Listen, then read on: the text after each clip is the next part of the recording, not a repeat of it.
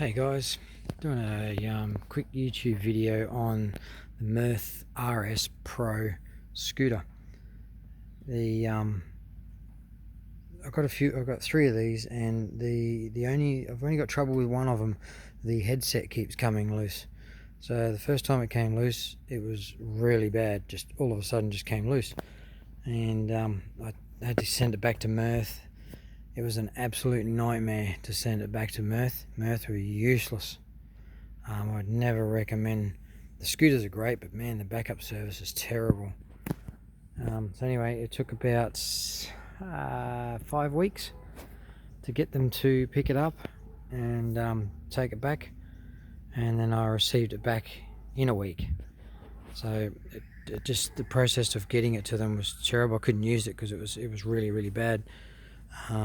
In fact, it was so bad that I came off the scooter and never rode it until they fixed it.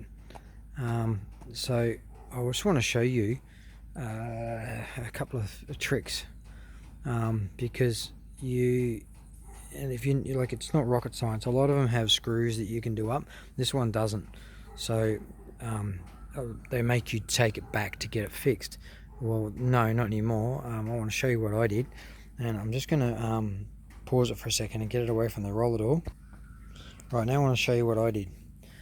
So in the headset, they said these bolts had come loose, these two, right, which holds the stem to the wheel. So if that came loose, you could turn this or turn the wheel, and they'd be loose. These two bolts were tight. Okay, these were tight.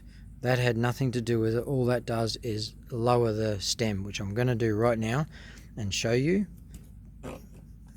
It'll let me do it. So that clicks down, and then that folds down. Okay, so it folds down. So that's all that does, that clip. These two hold this onto in there, the headset. Now some scooters have bolts you can do up. This one has no bolts you can do up. So if the headset comes loose, you have no idea what to do. Well, I'm going to show you, because there's nothing on YouTube. Okay, so if you have a look in here, you see how there's a hex. So you see that hex in there? So right in there, there's a hexagonal.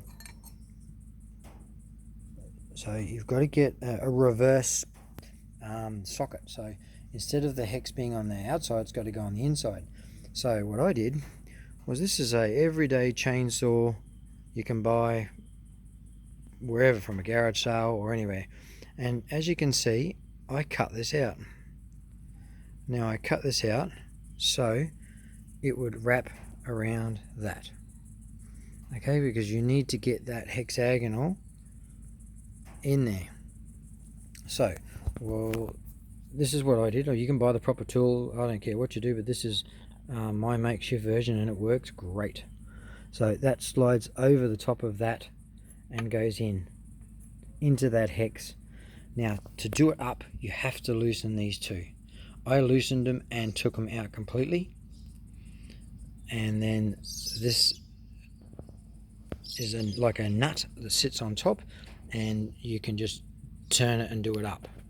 So when mine comes loose, I can turn it a good quarter of a turn. And then that's tight. And then you'd put these two back in, and you do them up real tight, and make sure that your wheel is straight with the stem. Okay, so the way you can tell if it's loose is you'll get the knocking in here. So that will knock all the way through there. If you put the front brake on and you pull the scooter back and forward, it will knock in there. It's just a lot like a push bike. Sometimes it happens to push bike, sometimes it doesn't, but you'll always get that knocking in the headset. So here's my fix of it, and it works great. So just an everyday chainsaw spanner, and I cut that section out. As I said, it's nice and tough, so it will fit in there over the top of that. So it fits over the top of that, and then you can do it up.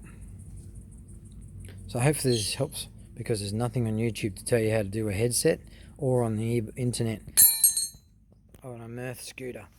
So there you go. So just make sure you have to take those two bolts, undo them, but make sure you do them up real tight. If you have concerns that you cannot do it, take it into the shop and get it done. If you cannot do it yourself, take it in. It's always safer to take it into the shop, but I am not paying someone to do it. Cheers. Stay safe.